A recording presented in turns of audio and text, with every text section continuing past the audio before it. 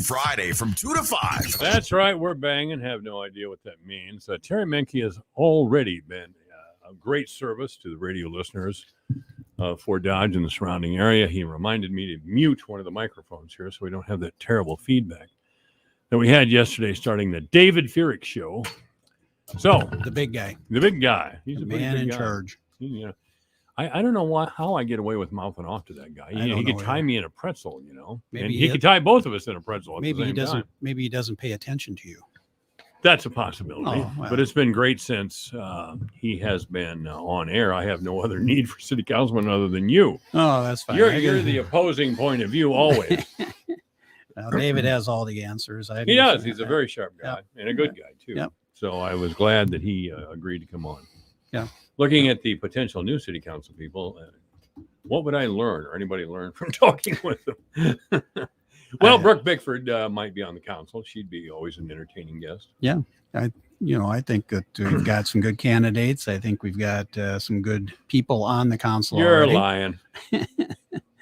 No, I went to the forum and it's always exciting. And I know you've never been in that situation, but to get up What's front. that? Well, you get up front and the people are asking you questions about something you don't know anything about. So you generate an answer that appeases the audience, but those people that are in the know that you don't know what you're talking about. That's right. And I can remember that. We went through that out at the Lighthouse Ministries out north of town, and we had when Sharon Hickey had her candidate forums out there. And, well-informed Webster people. Yeah, the well-informed Webster people. Those were good forums. Sharon did a good job. I remember walking in the first time, not knowing where I was at, what I was doing, not really knowing the audience. And I walked in, there was somebody talking to a councilman about what a jerk I was. Yeah. And I had never been there before. That was your opponent, right?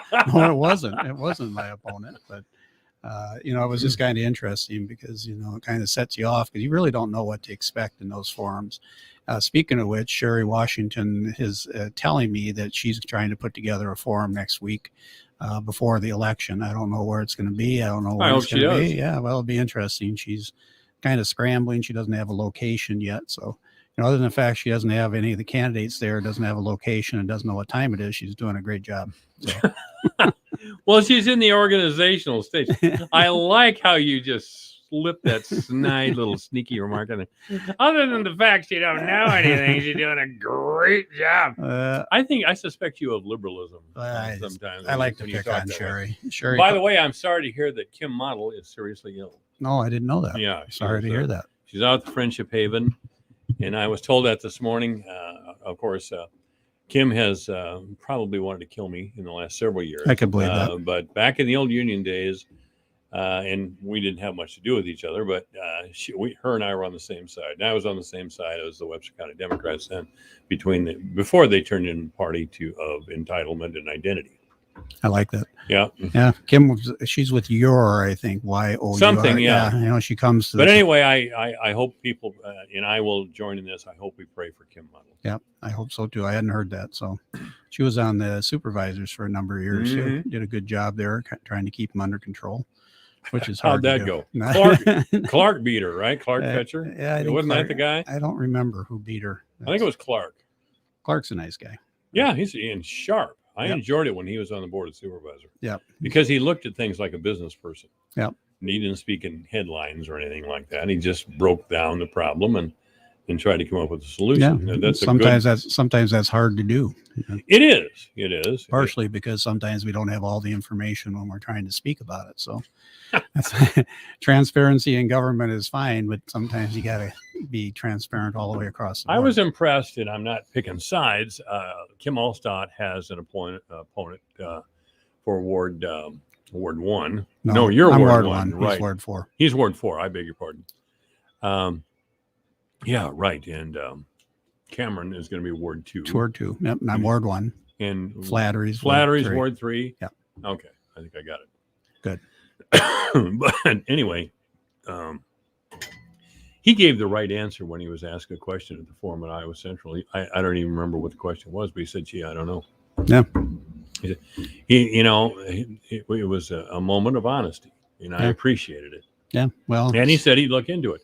And by the way, that's exactly what Matt Bemrick used to say in the first year or two he was mayor. Yeah. Now he just gets on his phone and texts somebody. Yeah, well, he does that, but a lot of times it's top of the mind with him because he kept looking into it. Yeah. And pretty soon he had a lot of it figured out. Yeah. He's been mayor now, I don't know how many years. I think 10 years. Yeah, we've been very fortunate. We've got a very good staff down there. And again, I think a lot of the information's there, but we just don't know what questions to ask sometimes. And so that's one thing when you're first getting into office, you have to kind of learn the moving parts and who is responsible for what. Then you learn who's going to return your phone calls. Yeah. And then you make notes and then you get even with them later. No, that's not true. But anyway. Well, yes, it is. No, we've got, that's one thing David's done is to build a real good staff. And every time somebody leaves, it's very, heart rendering.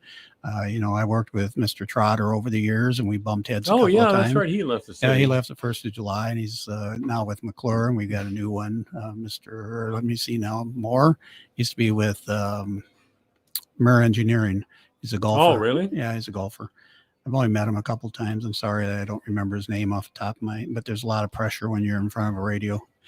Yeah. So anyway, not for you. You love this. You love to get on here. Your idea of love and mine are completely No.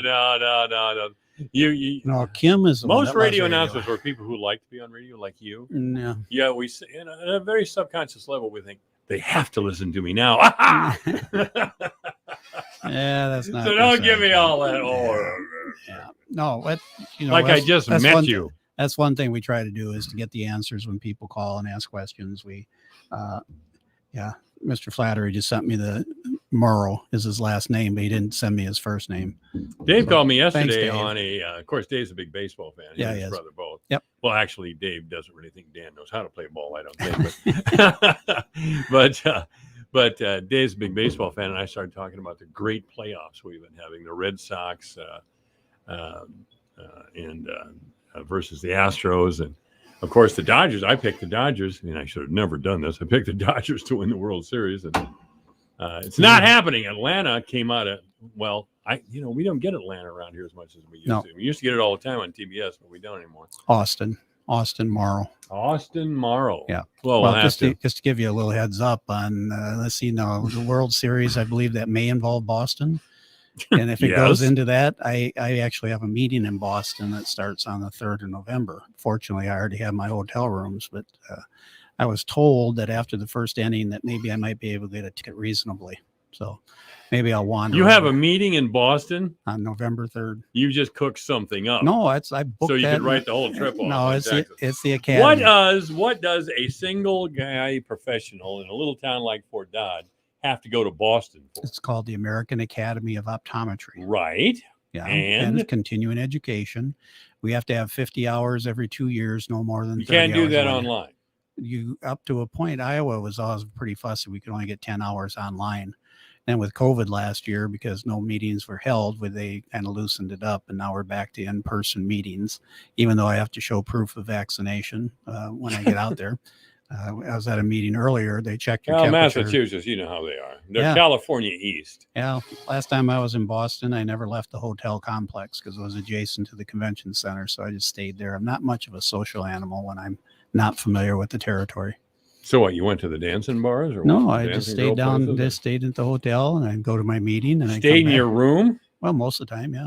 Wow, that sounds like a good time. Yeah, no, it wasn't. Let me fly halfway across the country to sit in a hotel room. Yeah, but it's great because you get a good chance with education to, hear the latest technology, play with the latest tools.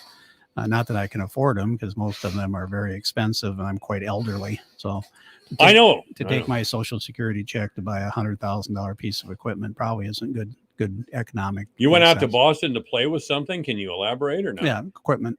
Most of it's equipment. Okay. By the way, we are on StreamYard again. And if you'd like to make a comment or ask a question on StreamYard, it's available there. Just go to yourfortdodge.com or my personal Facebook page, Michael Devine, or the radio station Facebook page, AM 1400 KBFD, The Voice for Dodge. I'm looking at a video of Dr. Menke and myself now, and we look really old. No, that's because we are. I think you're right. You add us up, we're almost 140. So yikes! Yeah. Well, knowing that Mr. Flattery Nobody is, IDs me in bars anymore. Yeah. I'll tell you that. the turf project at Harlan Rogers, I was out there the other day. I don't, sit out there all day like Mr. Flattery does and just watch progress. But they are taking field number 3, which is the St. Edmund Iowa Central field, will hopefully be the Iowa Central field. And they're taking the grass out and they're redoing everything in artificial turf.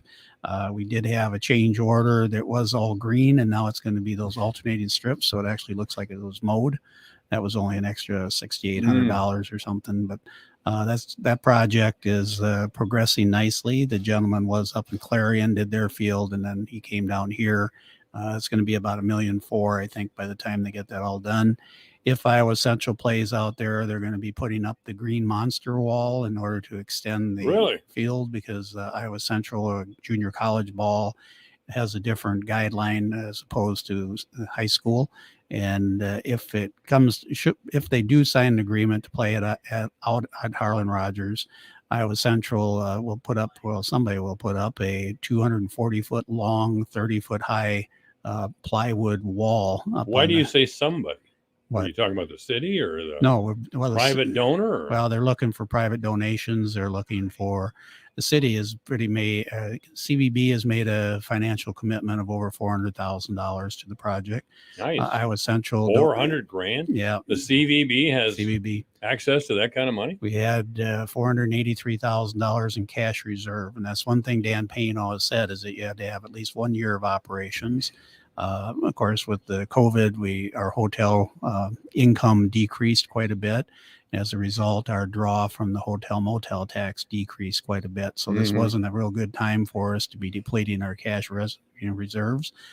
We had a heated discussion about that, and it did go through kind of a split vote, but we decided to make an investment over a period of time. So now we just have to hope that the economy recovers, that our cash flow continues, so we don't have to dip into our reserves for any reason.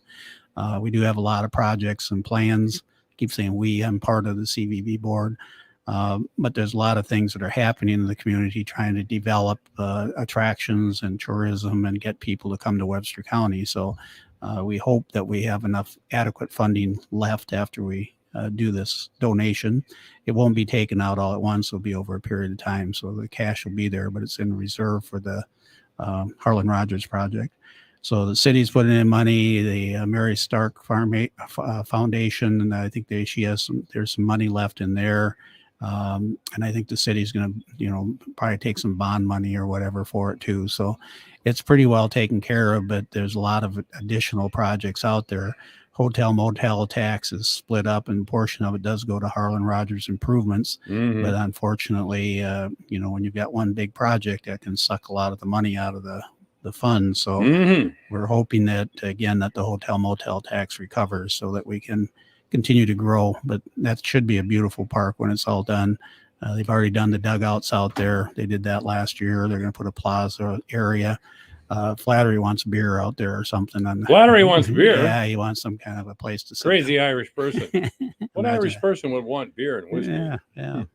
No, I think it'll be a great facility. And if Iowa Central does play out there, obviously it will extend the season quite a bit. So we might be able to pull some teams down from up north that couldn't play as early as what we will be able to play at Harlan Rogers. So, and it'll be a nice field for St. Ed's. Maybe we can get this CYO tournament out of Carroll and get them up here. But I don't know if it's going to be beneficial for the little kids. I don't know if they appreciate the bounce and the feel of the artificial turf over the real turf, but I guess we'll find out. You're a German. I think one German. One of your uncles was a Nazi general or something, Dr. Menke. I think I heard you guys like beer too. No, The it could Germans. be. Only Could you be. like it warm. That's Nah, kind of it messed could be. up, man. Yeah, no, I don't drink, so You don't drink at all. no, I don't drink at all. Are you still a veg head? Yeah, You're I very haven't- I weird. haven't had a drink for 40 years, probably. So you don't drink. Yeah, don't eat meat. Don't eat meat, and you're celibate. Absolutely. I could be a member of the church very easily. Yeah. So anyway, Harlan Rogers. So could I, pal. Except I love a hot dog every now and then. Harlan Rogers is progressing. We did sign, the Parks and Rec and the city signed a 5-year extension to the girls' state tournament. with a 5-year option after that. I think Lori was kind of hoping to get them signed up for like 20 or 30 years because Mhm. we're starting to get some other fields around the state that are, pretty nice. They're spending a lot of money on a lot of complexes. And so for us to retain the city, the girls state tournament, I think we've had it 50 years. I think we missed that last year. Long time. 51 years. So why not keep it? If we can get Iowa Central playing out at Harlan Rogers, maybe we can It's a start. big tradition. moneymaker. Yeah, it is for CVB and for the community. We estimate over $1 million, I think, comes Great into town. facility out there. Yeah, great facility. We spent a lot of time and effort out there. It's something to really be proud of. So, Well, the Dyersville people still wish they could get that from us. The Field of Dreams. yeah, It was a movie, folks. It was just a movie. and a heck of a ball game. Last one was. Yeah. Yeah. The last one Yeah. was a good game. Very good Yeah. game. That's But those teams came into town about an hour before the game, and it wasn't an hour before they left. They Yeah. went back to Chicago. well, again, I mean, they're on a schedule. What do they play? 165 games. 165 games, and I don't know how many. See, I months. dazzled you with my knowledge. Yes, it's 162 actually, Oh, I'm but you're sorry. all right. I was close. Of course, these guys now are in the playoffs, so they're Yeah. playing more than 162. Yeah, but if you're making 40-50 million for playing a game, I guess you could probably stick around an extra week or What two. is that, envy I hear? Absolutely. You really think that being an optometrist is worth the $50 million a year? Yeah.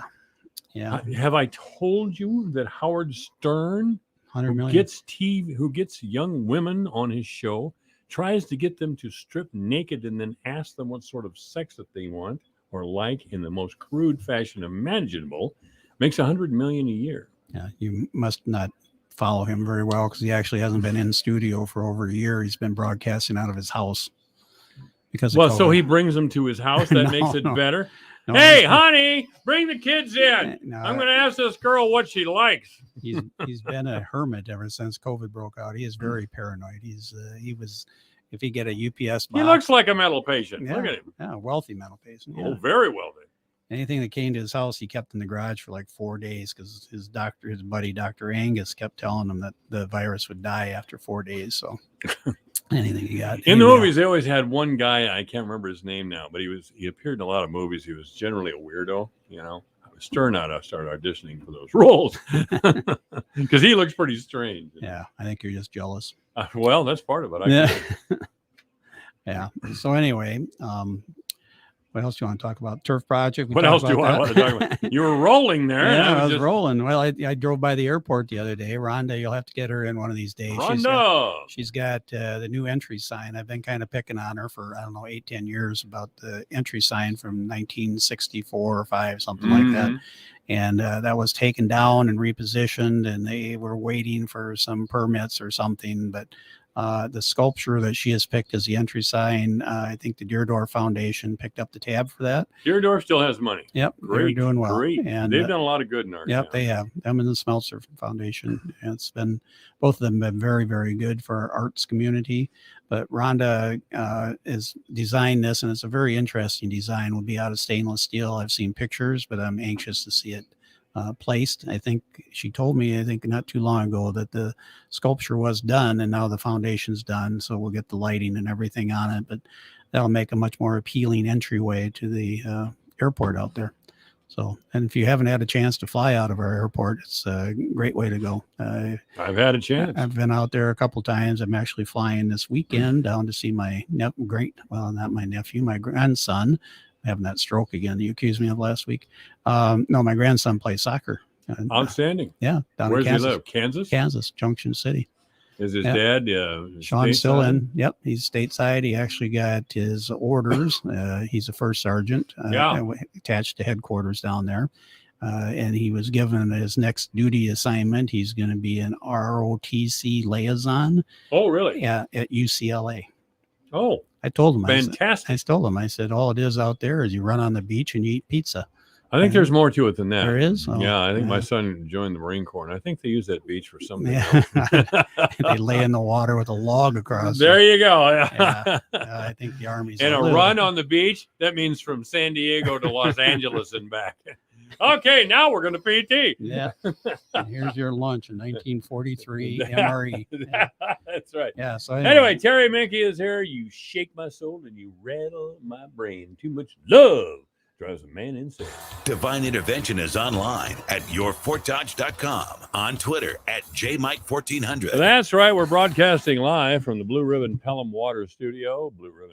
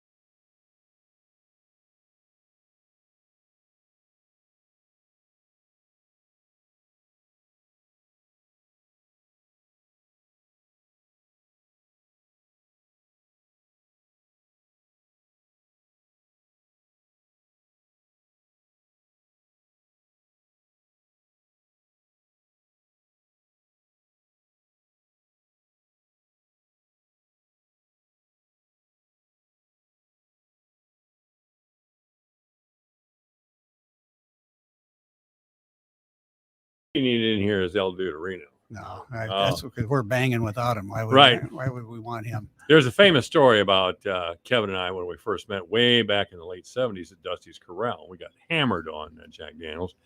And Kevin always, from Kevin's point of view, he really showed me, who could drink and who couldn't. I was just some Algona guy then. Oh, yeah, I'm drinking, drink you under the table, drink it, or words to that effect. He leaves out the part that he lived in Moreland at the time. And after this little escapade, he drove home and passed out on the front lawn. Oh, he's lucky he made it. There's some. He might have even been riding a bike too. Yeah, it probably was back in the day. He always had a couple of them. Yeah. So but I did. But Kevin and I got to be great friends, and he's a terrific guy and very sharp guy, I think. The whole family's good. Oh yeah. I did want to congratulate Chris Patrick and the Main Street Group downtown for their receiving $75,000 for a challenge grant for 1109 Central Avenue. That was announced today at noon. Debbie Durham was up, and the challenge grant will fund by less than half of the project. They're going to convert that building over there to businesses and apartments. So I know Chris did a lot of work on that. A lot of preparation. It's a very competitive grant because it is a grant, which means you don't have to repay it. But it's repaid, obviously, as state grant, right? Yeah, state grant. So they bring it in and they spend the money and then they get reimbursed by the state. So it's a great thing. Anything we can do to get more people downtown, and one thing to do to get people downtown is to make our buildings look better. So that is a very successful project. The Main Street people, there's over 50 of them in town. I think Chris has been kind of shuffling them around town a little bit. They've been meeting over at United Methodist Church and doing lunch and visits. They were given some money, I think, last night to go out and shop a little bit. Yeah, what was that? It's the Main Street Group. Main Street Directors. There's throughout the state. There's like 50 of them. It's their annual conference that they're having here. It was supposed to be here last year, but this little virus thing kind of delayed them. Screwed things up. It's always screwing things. Yeah, so now it's better now. So I really hate that. Yeah, well, it's hopefully it's getting better. So, yeah. So anyway, that is, congratulations to Chris, the Main Street. The SMID vote is coming back up again. I think March of next year, where they have to recertify the district. In years past, the council has always wanted half of the property owners to at least support the SMID district. The SMID district is part of Main Street, and I'm not sure that Main Street program will continue if SMID goes away. So I would encourage the property owners to look at the success of the downtown and the redevelopment of the properties downtown and the economic draw. So that's an important project that I hope that they move forward with and recertify so they can have another 10 years of improvements downtown. We did have last year the Main. Do you think things have really changed downtown? I don't want to be a negative guy, but some questions have to be asked. Yeah, I think it's changed quite a bit, up from 12th to down to about 10th. They redid a lot of those storefronts. It's a lot nicer looking. They need a little bit. There has been that improvement. Yeah, and there has been a lot of businesses that have come in. A lot of them are, I don't know if they're full time or not, but River Hops came in and they did a great job running over there. There's a lot of women's clothing stores that are there. Yeah.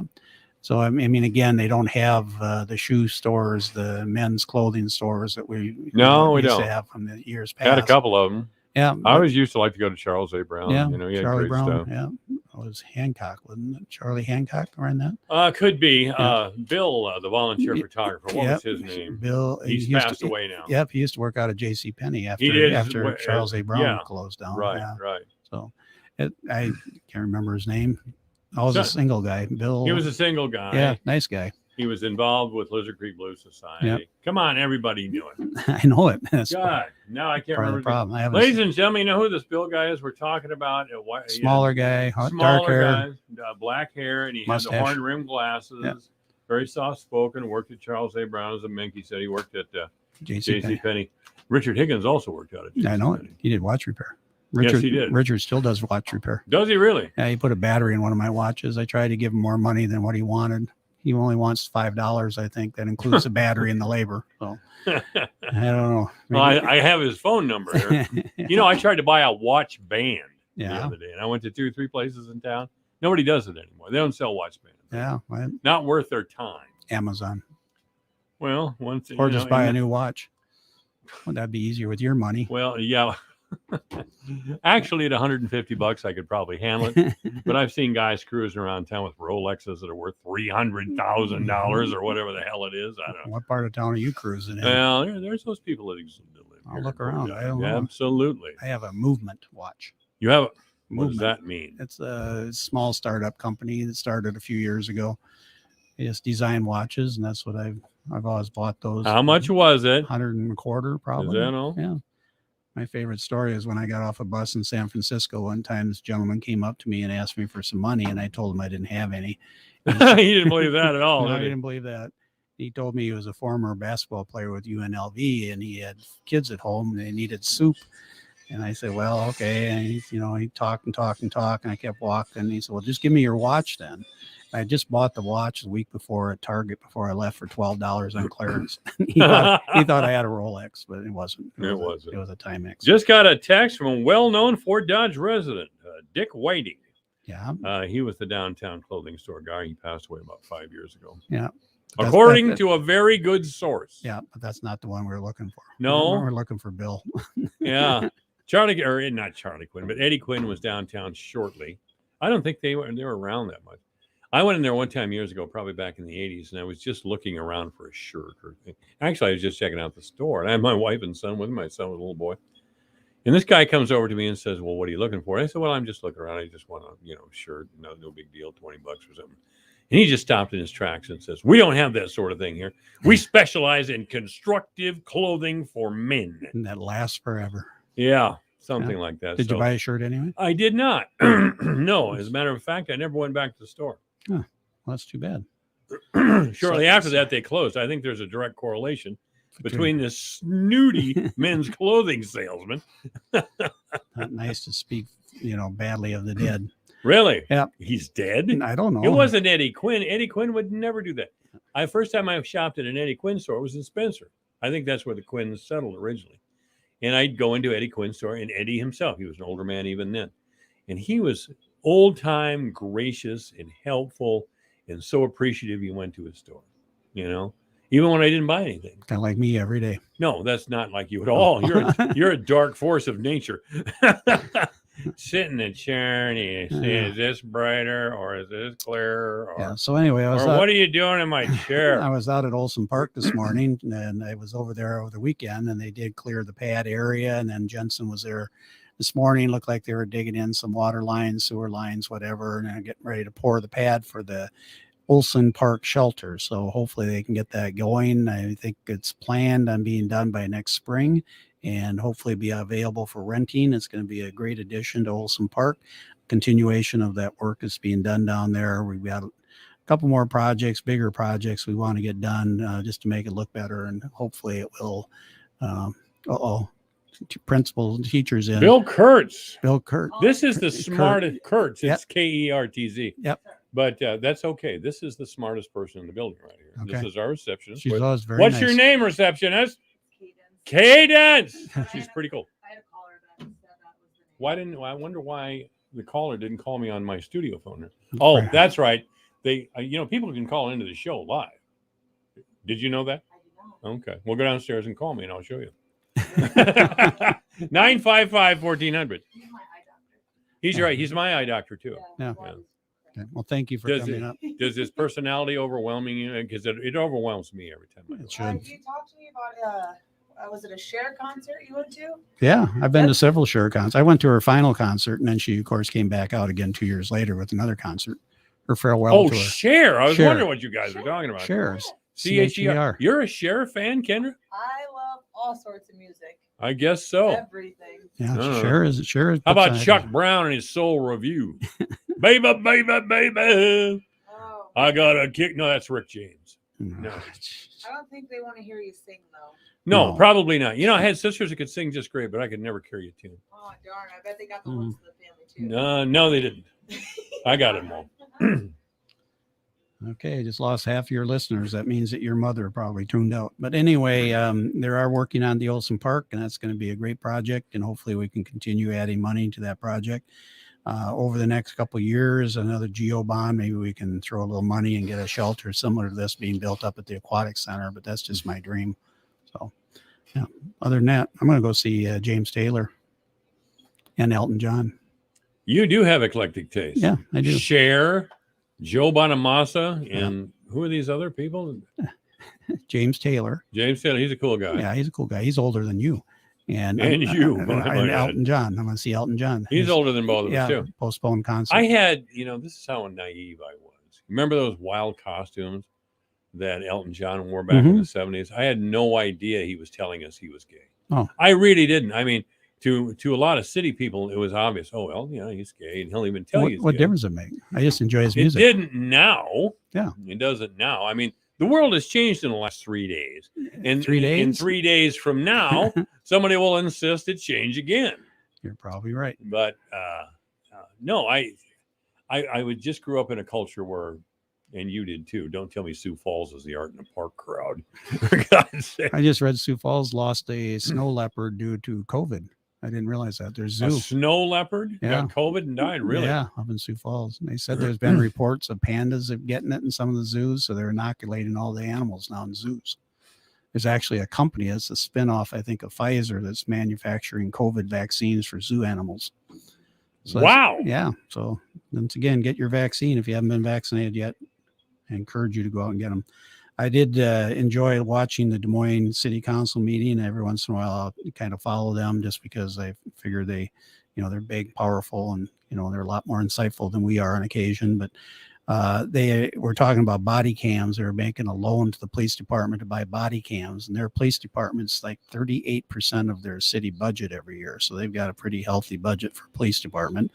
But they were, some of the people in the audience were not very happy or supportive with the fact that they were spending money on body cams for the police officers. And I think they were getting stun guns for them too, as a separate motion. We also just approved body cams for police department, went through without discussion, and basically shows that Fort Dodge is very supportive of our men in blue and our firefighters, our EMS. All of our first responders. We're very happy and proud of the fact that we have what we have. Our fire department has been very busy in the last few days, and obviously during the cold time of the year when people are firing up their electric heaters and whatever, just be very cautious because we don't want any more additional call outs. But we do appreciate our police officers, and when police officers need something, we're very willing and able to provide what they need. We're still working through our strategic planning, our capital improvement. We'll probably be looking at police department again, looking at hopefully funding a couple more places, but I don't know. It's pretty tight with the, all the changes in government in the last few years and the way we are redesignating some of our money. It's very difficult to add additional police officers into our force, but it would be nice if we could find a way to pay for 2 or 3 of them. Yeah. So body cams, we did approve that last time. I did want to mention the Pleasant Valley area will be cleaned up on Halloween Day. They're going to go down there. Actually, Brent Nelson, you've had Brent in here before, Sure. the rugby coach. Yeah. I hear those guys across the river all the time. I don't quite understand the How do sport. you hear them across the river? Very easily. Where It you echo- live? Yeah, it echoes up and down the river valley. Yeah, we hear virtually everything down in Pleasant Valley up in our house. So they are going to do a cleanup down in Pleasant Valley. So we appreciate Brent and the workers. The rugby guys are a great group of guys. I think they're nationally rated, or they have been. So they travel all over the place. So that's quite the group. But again, that's a pretty rough and tough group. I mean, they basically play football without the helmets and without the pads. And they're big guys. They're big. Oh, yeah. You're huge. So anyway. You weren't much of a sports guy, were you? I was to a certain point up until about 6th grade. And everybody grew up and I was still as scrying. I can remember wondering when I was going to hit 100 pounds. I kept wondering if I was ever going to get to 100 pounds. I didn't grow very fast. My dad was very athletic. He was 6'3". Back in the day, he actually played for the University of Minnesota basketball team for a short time. And then got interrupted by the war, the war to end all wars. That was the war after the war to end all wars. It was one of those wars, but World War II. Yes. Hippie peace freak. Yeah, so 6'3". I was kind of hoping I'd get up there, but I'm about 4 inches shorter than that, so I didn't make it.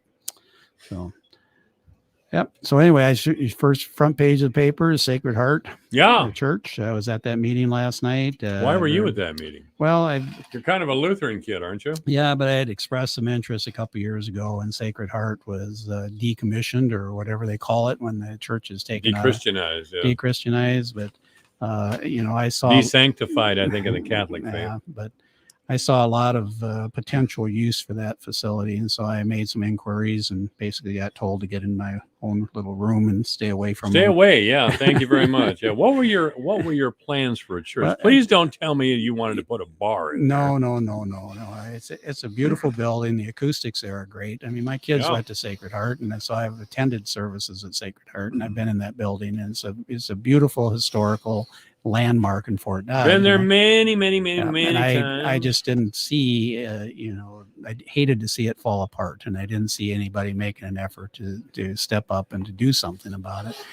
Not that it would ever become a city building, but it as a performance center, an event center of some type, it's got great potential. And Iowa Central, Will Loops, vocal coach or vocal choir guy out there. Nice man. He came through our system a little bit and performed out of Iowa Central, and we hired him for a couple of events to do some work. But the Iowa Central choir performed in Sacred Heart when they pulled out the pews and some of the other things, the religious artifacts and whatever. And he just loved the building. So I talked to him about the potential of, saving this. And so I think in the back of my mind, it's going to take a lot of money. It's, the roof needed to be redone. Structurally, Isn't it slipping down the hill?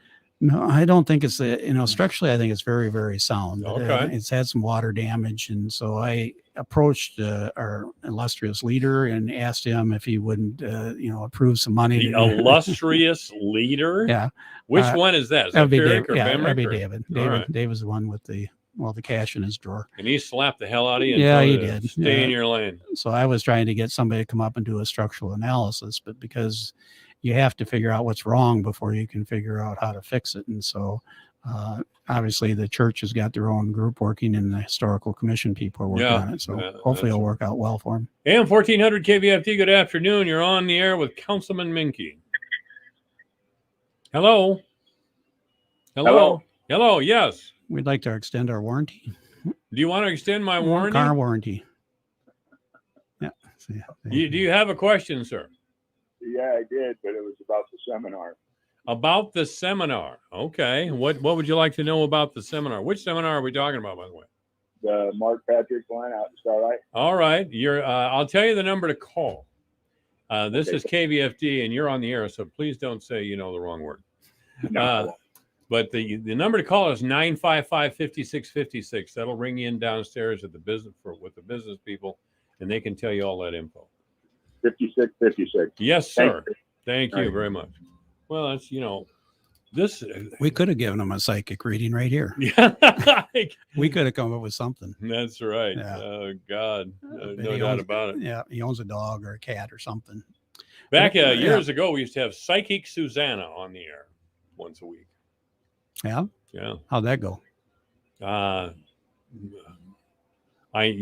spent the whole time sleeping. Yeah, So. I have a hard time.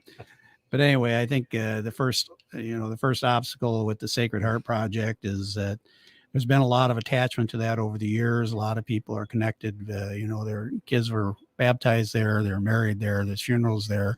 But it's a building, and it's a building that needs to be preserved. I think we have to get beyond the church status of it. It'll always be Sacred Heart Church for the people that attended there and utilized it, but to save the structure, it's going to have to be a community project, and I think the community is going to need to step up and support this. It's been very difficult, obviously, with the group that kicked you out, the Fine Arts Association. Yes, they did. They gave me the boot. Yep, I don't blame them. Disruptive. But anyway, No, I wasn't doing anything. but the Fine Arts Group are doing a great job. I see their posts all the time with the upgrades and the work that they're doing over there. But I don't know if Sacred Hearts Project and the Fine Arts Project At the same time, it's difficult because I think they're kind of running parallel paths. But again, I think the Sacred Heart building is a beautiful structure that needs to be preserved. So, weren't we doing all these things or saving all these things for the Warden Plaza? yeah, well, Warden Plaza actually is the last thing that I'm ever going to talk about again until we get more information. And I did talk to the lady after the meeting last night because she is. Sorry, we're going to have to go. Oh, I you don't, you're appreciate gonna it. kick me out of here. Yes, I am. I'm kicking you out. Okay, It's perfect. 3:00, KVFD, Fort Dodge, Iowa. From tuning an engine to replacing a fuse, you can learn it all under the hood. Heard every Saturday afternoon from 2 till 4.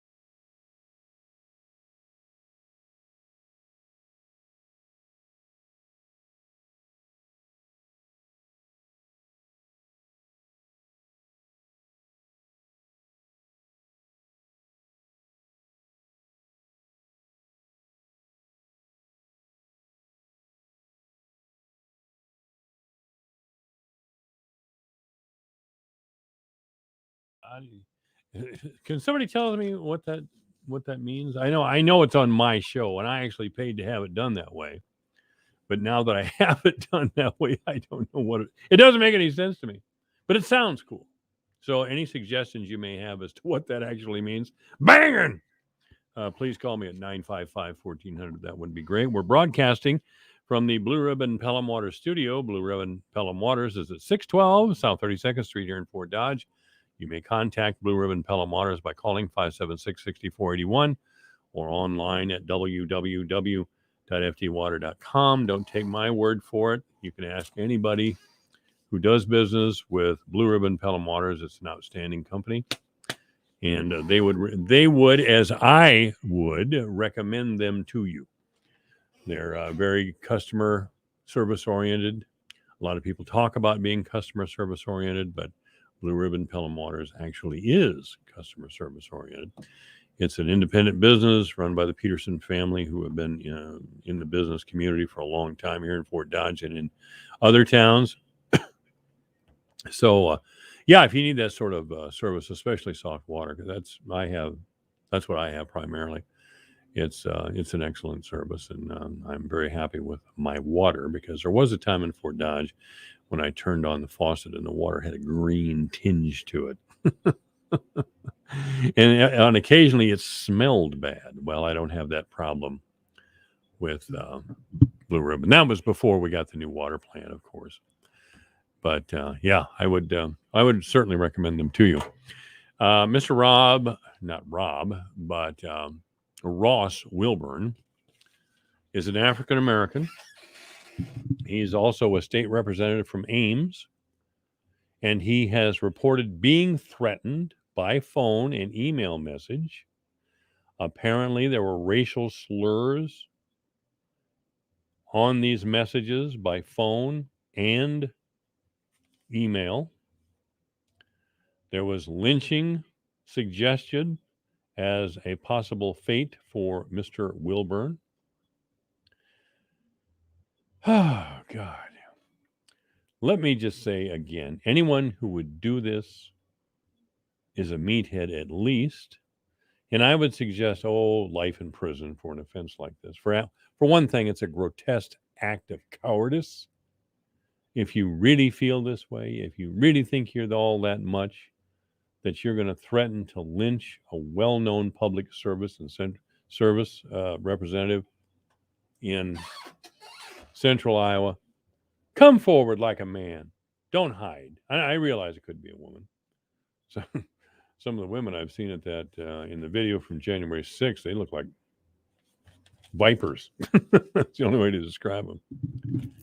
But yeah, an anonymous voicemail at Ross Wilburn's house.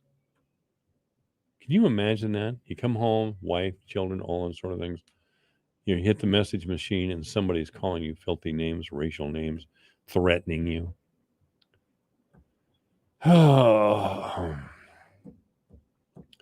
Ross Wilburn, like a lot of Democrats, believe that the January 6th attack on Capitol Hill was an attack on our democracy. Sounds pretty dramatic, doesn't it? It was no such thing. I paid a lot of attention to what happened on January the 6th and the people who were behind it. They're not geniuses. They can scare people half to death. And again, if you go to the New York Times website, they have a rather lengthy video presentation put together from a number of sources that shows the thinking of these January 6th people. Some really believe that the president of the United States, at that time still Donald Trump, gave them permission to break into the Capitol like that.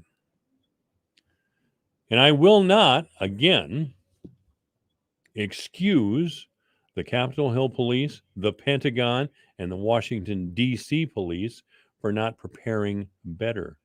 There were 50,000 people milling around Washington, D.C. that morning with bad intentions. So they have really a skeletal police force there. I mean, the Capitol Hill cops, God bless them, man, they fought hard. There is no excuse for a Capitol Hill officer to pull his pistol and kill that young woman from San Diego. He should be prosecuted. And I think the federal authorities are going a little bit overboard in their prosecution of some of these poor slobs from the January 6th fiasco. They're not revolutionaries. They weren't a threat to democracy.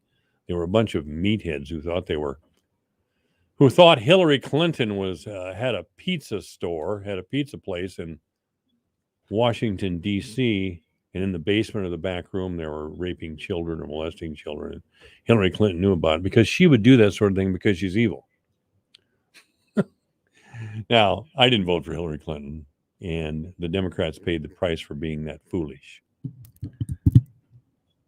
And they may pay it again. They've got Joe Biden up there, who's just been a disaster. So we'll see what happens. God, you don't suppose Trump would actually win in 2024, do you? He might. He had the economy in a good place. Let me say again, if it wouldn't have been for COVID, Trump would still be president. And maybe we'd be better off because Joe Biden's just been a disaster. I mean, how pathetic is that we have a choice between Joe Biden and the Democrats, who are always screaming at us and shaking their finger at us. And everything we do is racist, and every thought we ever had is oppressive, clear back to 1619. The Marine Corps is oppressive. Air Force, Army, Navy, Coast Guard. Every white male on earth, or in the United States certainly, enjoys terrific privilege. I'm going to tell you zombies something. I know a lot of working class white guys, including myself, who often didn't know where our next meal came from. Now, that was a long time ago. And I worked and did the best I could because I felt a sense of personal responsibility for my own well-being. What a concept. I do not and will not ever think, or will I justify people in the streets screaming about this and that and obstructing traffic and dancing on police cars and pepper spraying officers, throwing rocks at them. That's not somebody I'll ever be. And the people that do it, as far as I'm concerned, in the Democratic Party's name, in some cases, I will never have anything to do with them. I will never support them. There's that Muhammad guy. His name was Matthew Bruce. Now he's changed it to an Islamic name that I can't pronounce. But Matthew Bruce was a leader in Des Moines demonstrations that turned violent, and there was a lot of property damage. Matthew Bruce is on video spray painting cars, police cars, and dancing on the hood and roof of police cars. And he's described as a leader. This is what a leader does. Makes a complete fool of himself. And of course, in Polk County, a sentence that would be handed down with jail time attached. The noble justices aren't going to do that. That's for sure. They'll buy into this.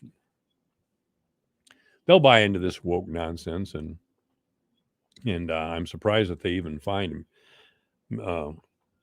The man formerly known as Matthew Bruce, and whatever his name is now.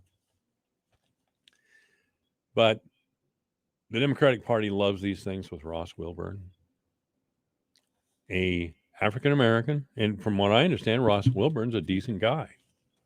I mean, he's from a college town, and he has those sorts of attitudes.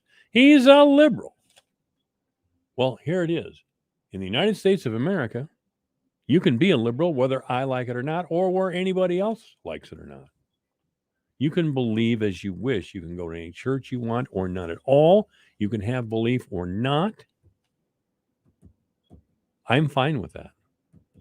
I'm fine with all of that. However, if you express your opposition to these ideas by threatening a man in his home with lynching, which has a terrible significance for African Americans, Can I still say black people, or is it Africa? Because I don't really want to be referred to as an Irish, German, and a few other things American. But anyway, there is no excuse. And I hope the person who threatened Ross Wilburn is caught. If he's dumb enough to leave a voice message on Wilburn's home phone, will the police have a way of finding out who that is? And when they do, I hope the jail sentence is for months and months. I hope it is. Mr. Wilburn, again, doesn't deserve this. I mean, he wrote an op-ed apparently in the Des Moines Register where, according to the Fort Dodge Messenger this morning, Donald Trump openly attacked the foundations of our democracy, and by continuing to assert that the widespread fraud had cost him the 2020 election, false claims have been rejected by a succession of judges, blah, blah, blah. That's the Democratic Party position. And really, that the election wasn't stolen from Donald Trump. Hillary Clinton didn't own a pizza parlor in Washington, D.C., where children were raped in the back room either. However, when you have people like DeAndre DeJure, the first black person to win a statewide primary in Iowa, telling us, and here's a quote, we've got people feeding into the fears, and she's referring to the fears of the last 18 months with COVID, global pandemic, threats over racial justice. The newspaper always wants to describe it as calls for racial justice. They aren't calls for racial justice, they're threats. You call breaking out windows in stores and cars. Is that a call? Dancing on the police car's roof? Those are calls? Yeah. Anyway, DeAndre DeJure, while she acknowledges that, tells us, and I quote, we've got people feeding into those fears, especially when the uncertainty over the last 18 or 19 months. Now, DeAndre DeJure is also a Democratic candidate for governor. She does tell us that's unconscionable. And I know that's a Democratic Party politician talking, trying to make a big deal out of this sort of thing. Let me make myself understood. Whoever this is, the police, this is a serious matter, and the police hopefully will catch and prosecute the people responsible for a threat to Mr. Wilburn. However, DeAndre DeJure wants us, or makes it sound like this is an indictment of everybody who disagrees with the fantastic tales that are occasionally told by members of the Democratic Party. I mean, there's a few of us out here that still remember Jussie Smollett and Jussie Smollett, he was hardly the only one who made an accusation of racism or racial threats. By the way, if Mr. Wilburn has a recording, then I don't need to know anything more than that. Mr. Wilburn is telling us the truth. It's disgusting. But you will have to understand that some of us will be skeptical, because to use these sorts of things as a way to advance your political position, and Ross Wilburn certainly didn't, but DeAndre here certainly seems to be doing it. I think that's really unconscionable. This is AM 1400 KVFD. Michael Devine at AM 1400 KVFD. Banging Monday through Friday from 2 to 5. All right, it's 3:03. The news is next. Jay Farner here, CEO of Rocket Companies. If you thought you missed your chance to refinance and save, think again. Mortgage rates have recently dropped, and Rocket Mortgage can help you save big when you call 8338-ROCKET today. For example, with a $250,000 30-year fixed-rate mortgage, you could get a new low rate under 3%. If your current rate is over 3.75%, you could lower your payment by over $100 a month, saving thousands in interest. But you've got to act now, because no one knows how long these low rates will last. So when you need a simple way to get big savings, Rocket can. Call us today at 8338-ROCKET or go to rocketmortgage.com. That's 8338-ROCKET or go to rocketmortgage.com. Rocket. Refinance offer assumes a rate of 2.99%, 3.21% APR, 70% loan to value ratio for the cost of 1.75 points. $4,375 due at closing. Monthly payment of $1,052.66. Taxes and insurance not included. Payment will be greater. Rates current as of 7/26/21. Conditions apply. Equal housing lender licensed in all 50 states. NMLSconsumeraccess.org number 3030. Hi, this is Dr. Foster, clairvoyant medium. I will be conducting a live gallery on October 26th and 27th at the Opera House Fort Museum in Fort Dodge. I will be passing on messages to the audience that come from God, from your spirit guides, and from people who have passed over, including your pets. It is a magical, moving evening that I know you will enjoy. Please check out the early ticket sales at godstool.com for a discount, or you can purchase at the door. I look forward to seeing you there. Join Dr. Rebecca Foster, clairvoyant medium, October 26th and 27th from 6:30 till 8:30 in the Opera House at the Fort Museum. Tickets are available for a discounted price now at godstool.com. GODSTOOL.com. Don't miss your chance to receive messages from your loved ones who have passed over. Get tickets for Dr. Rebecca Foster, clairvoyant medium, now at godstool.com. Ticket purchase does not guarantee a reading. Sponsored by Riley Armstrong Plumbing and Heating and this Alpha Media Station. Your news, your town, your station. KVFD News when it breaks. From the Jerry Sheeter Newsroom, this is KVFD News. According to a state audit released today, Iowa's privatized Medicaid system has illegally denied services or care to program recipients, and both private insurance companies managing the system have violated terms of their contracts with the state. Auditor Rob Sand released a report from his investigation that examined a 6-year period from 2013 through 2019. He said his investigators found a massive increase in illegal denials of care by managed care organizations, or MCOs, under privatized Medicaid. According to the Associated Press, Sands says what this means is that privatized Medicaid is less likely to treat Iowans in accordance with the law, and Medicaid MCOs that we have contracted with are not upholding their end of the bargain. The head of Iowa's Medicaid program responded within minutes of the audit's release, rejecting its conclusions and arguing Sand was making an apples to oranges comparison that mischaracterized the current program. Former Governor Terry Branstad in 2016 abruptly shifted Iowa's Medicaid program from management by the Iowa Department of Human Services to private insurers. His successor, current Governor Kim Reynolds, has continued to support privatization amid complaints that service has suffered. Payments to service providers have been delayed at times, and promised savings never materialized. Sand also reported that the two companies managing the Medicaid program, AmeriGroup and Centene Corp., operating as Iowa Total Care, violated provisions of the contract established with the DHS. Sand's full report can be found at auditor.iowa.gov. Harvest season is in full swing, and the Iowa State Patrol is on the lookout for dangerous drivers. Troopers are ramping up efforts to catch speeders that put themselves and others at risk when large farm equipment is also occupying the highways. Here's Trooper Paul Gardner of the Iowa State Patrol. So right now we got a lot of combines, tractors, leaving the fields, grain trucks, going in and out of some of these co-ops.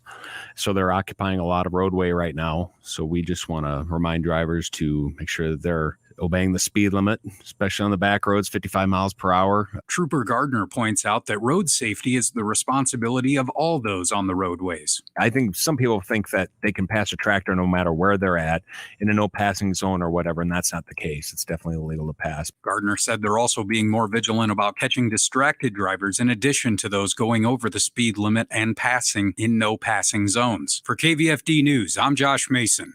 Here's the AM 1400 KVFD weatherology forecast. Slight chance for scattered rain showers this afternoon, otherwise overcast. High temperatures reach up to 65, winds out of the southwest 10 to 15 miles per hour. Overcast skies, tonight chance for scattered showers, lows level off around 42. A mix of clouds and sun, tomorrow high of 56. From the Weatherology Weather Center, I'm meteorologist Jennifer Wojcicki. Currently, it's 55. Here's a look at how the markets closed today. December corn up 9 cents at 5.39 1/4. March up 8 3/4 at 5.47 3/4. May closed up 8 1/4 at 5.51 1/2. July up 8 cents at 5.51 1/2. November soybeans up 17 1/2 at 12.45 1/2. January up 18 cents at 12.55. March up 18 1/2 at 12.64 1/4. May beans up 18 1/4 at 12.73. Soybean meal up 5.80 a ton at 328.40. Chicago wheat up 13 1/4 at 749 1/4. October live cattle up 95 cents to close at 125.95. December up $0.50 at 130.52. October feeder cattle up 82 cents at 155.92. November up $0.50 at 159.35. December lean hogs down 137 at 76.02. February down 122 at 79.22. I'm Dwayne Murley. Here's a look at how the markets closed today. December corn up 9 cents at 5.39 1/4. March up 8 3/4 at 5.47 3/4. May closed up 8 1/4 at 5.51 1/2. July up 8 cents at 5.51 1/2. November soybeans up 17 1/2 at 12.45 1/2. January up 18 cents at 12.55. March up 18 1/2 at 12.64 1/4. May beans up 18 1/4 at 12.73. Soybean meal up 5.80 a ton at 328.40. Chicago wheat up 13 1/4 at 749 1/4. October live cattle up 95 cents to close at 125.95. December up $0.50 at 130.52. October feeder cattle up 82 cents at 155.92. November up $0.50 at 159.35. December lean hogs down 137 at 76.02. February down 122 at 79.22. I'm Dwayne Murley. You may have heard about the recent guidance encouraging the food industry to reduce the amount of sodium in processed, packaged, and prepared foods, and wondering how you can reduce sodium in your own diet. I'm Amy Simpson with Healthy Living on Brownfield. Javier Becerra, Secretary of the Department of Health and Human Services, says, it's clear what we have to do. Please, something as simple as removing the salt shaker from your dining table, or adding less salt to the food you're cooking for the family, or making sure you're buying fewer of the packaged products like things in plastic or foods in cans. All of those by function are going to have more salt than they need. Megan Meyer with the International Food Information Council says the nutrition facts label can help consumers make healthy decisions. We would really want folks to feel empowered that they can turn to the nutrition facts label to help them understand the nutritional value of the foods they're purchasing. These labels can help folks compare products and then select options that are lower in sodium. So when you're taking a look at the nutrition facts label, you can use the percent DV as a shortcut. 5% DV or less per serving is considered low in sodium, and then 20% DV or more per serving is considered high in sodium. As with all food and beverage items, moderation and variety are key. I'm Amy Simpson with Healthy Living on Brownfield. Hey, it's Mike Rowe, and I've got gas. Natural gas, that is. It comes to me through a series of pipes buried in the ground. Pipes that all too often get damaged by people who dig before calling 811. This causes real problems for millions of Americans like me who rely on natural gas to heat their homes and cook their food, but it's even worse for the people who hit the gas lines. Well, here's the good news. You don't have to be one of those people. Just call or click 811 before you dig and visit safeexcavator.com for more info. Mike Rowe here with a gentle reminder that civilization is held together by pipes, wires, and cables. It's true. There are over 5 million miles of gas lines, power lines, fiber optic lines, water lines, and sewer lines, all buried beneath your feet. And every 60 seconds, around, do yourself a favor and call 811 first just to find out what's down there. Trust me, you don't want to find out the hard way. Call or click 811 before you dig and visit safeexcavator.com for more info. Michael Devine, the mayor of Manville. It's a fancy title for a part-time job. Michael Devine at AM 1400 KVFD. And we're broadcasting from the Blue Ribbon Pelham Waters studio. Blue Ribbon Pelham Waters is at 612 South 32nd Street here in Fort Dodge. You may contact Blue Ribbon Pelham Waters by calling 576-6481 or online at www.blueribbonpelhamwaters.com. www.ftwater.com. Jim Kirsten, if you don't have Blue Ribbon Pelham Waters, I would recommend them to you. They do a terrific sir. job. They do a terrific job. I'd love to have some. Jim, you were in Washington, D.C. yesterday. You're a world traveler, to say the very least.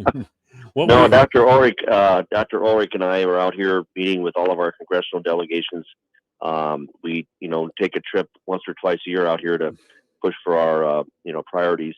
And so this is the first trip Dr. Ulrich's made as president, and we really had some good discussions with Senator Grassley, Ernst, Representative Miller Meeks, Ashley Hinson, and Randy Feenstra. So we covered them all. We weren't able to get in to see Cindy Axney, but I know the DMAC area community college people work closely with her. So we had some good meetings. Okay.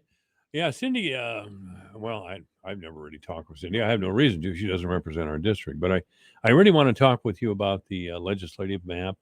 That's coming up, what, Tuesday or? Yep, tomorrow. Tomorrow.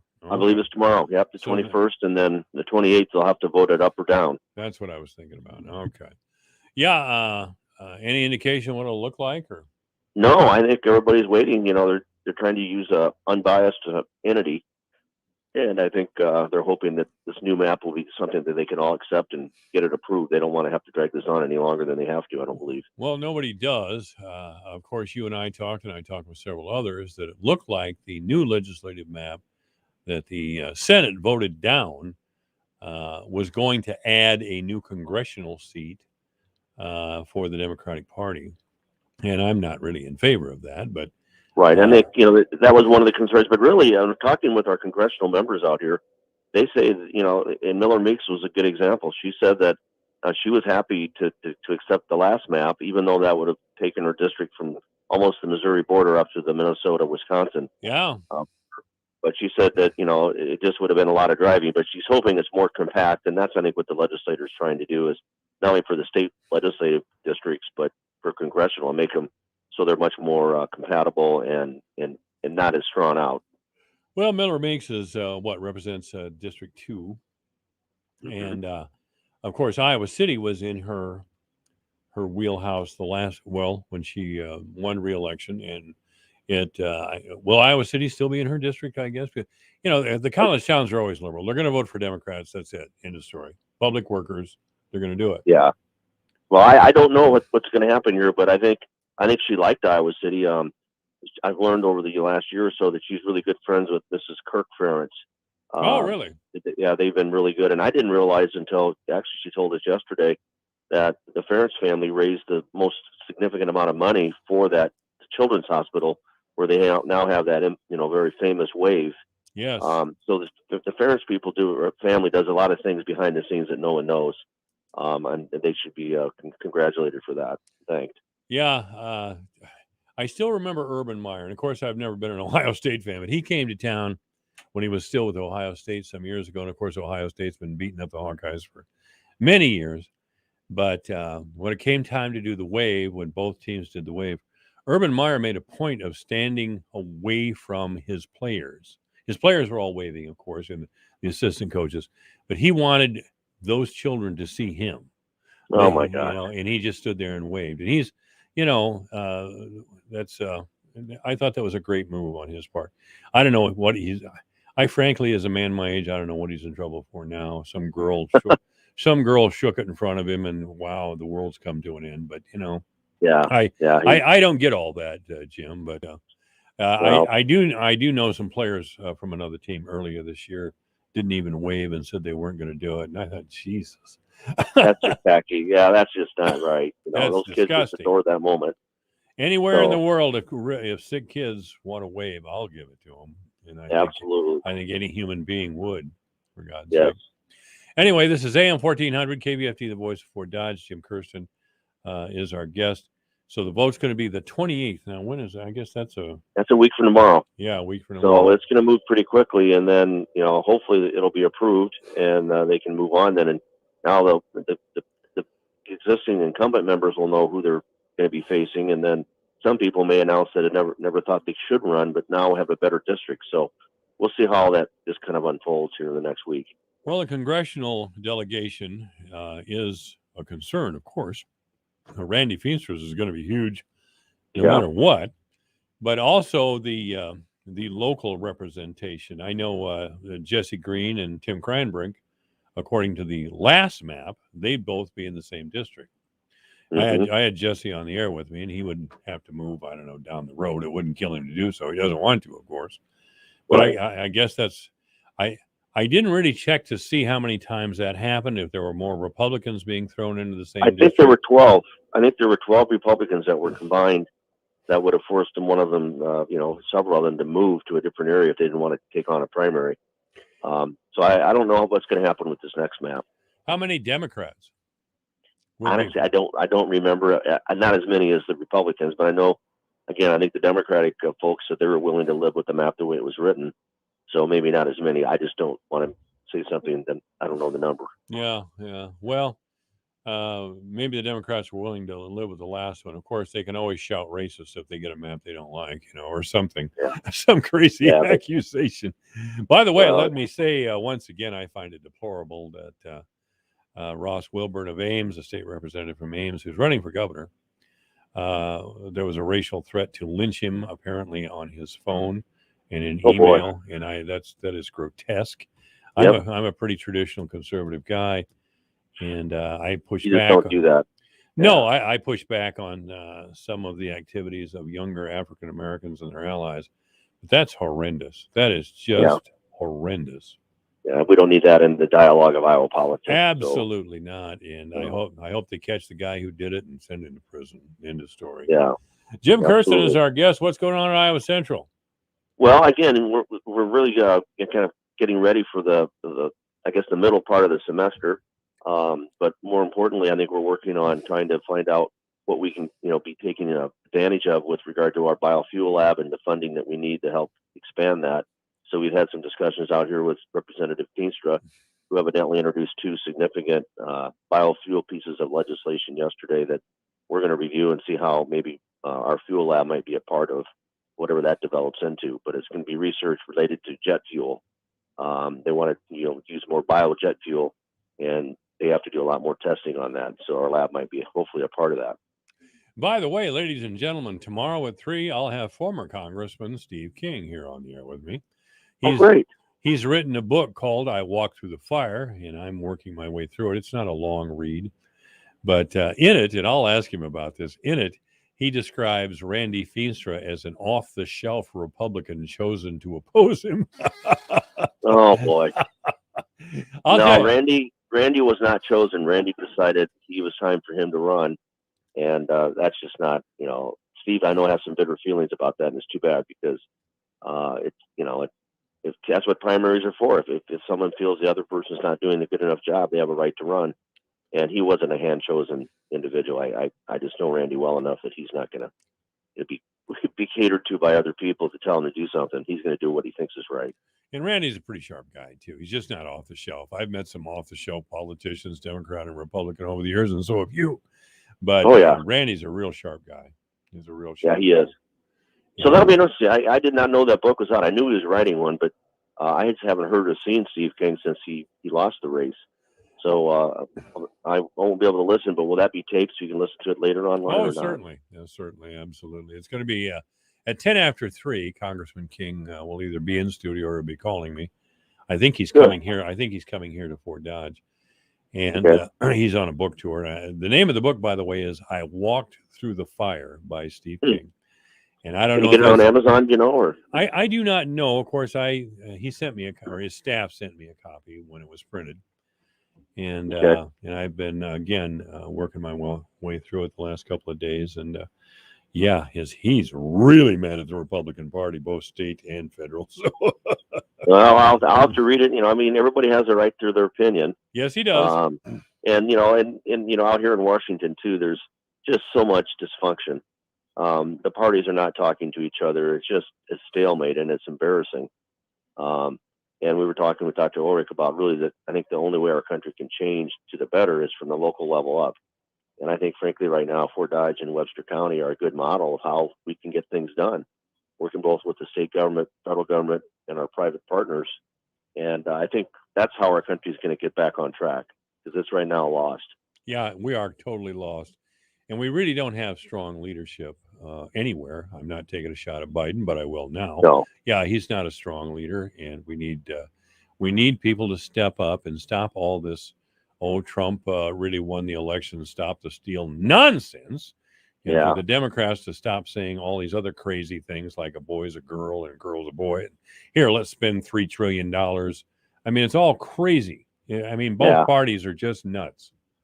You know, it is. And we were leaving the meeting with Representative Henson today, walking by the Capitol, and all of a sudden we heard all these sirens, and ended up being a huge motorcade with President Biden going up to the Senate Mm-hmm. to negotiate. And evidently, through some people that we've met with, they said now, you know, the Democrats want $3.4 trillion deal, and Mhm. Senator Manchin supposedly now has come to the two trillion level. He was at 1.5, so Mhm. it's a lot of money. It's hard to even fathom what they're doing, but our kids and grandkids are going to pay it off in debt. That's right. I read a little about it. Now, I know you disagree with me, Jim, but I'm going to say it again. I think in the 21st century that we should have free education through the community college level so we can train Mhm. our people for jobs in the 21st century. We're always talking labor shortage. What that means is we have a shortage of skilled laborers. We have plenty of labor, but they don't know how to do anything. So I've Right. always been in favor of free Well, education through the community college level. Well, I think in Iowa right now, in fact, I know in Iowa, if you know people have the financial need, they through Pell Grants, and then Iowa on its own started what they call the Last Dollar Scholar Program, which basically gives a student a scholarship, cash grant, for the difference between what Pell Grant will cover and what the rest of the tuition and room and board might be. So in Iowa, we in a roundabout way, we do have free community college. But you know, for you know myself and my family, I don't feel my daughter should be able to take advantage of that free grant when there's a lot of people out there that you know do need the support. So that's where the definition of free college gets kind of confusing. I understand what you're saying. My point is that one of the things that were dropped, you mentioned that Senator Manchin has come up to $2 trillion and Biden's willing to come down. One of the things he dropped was free community college.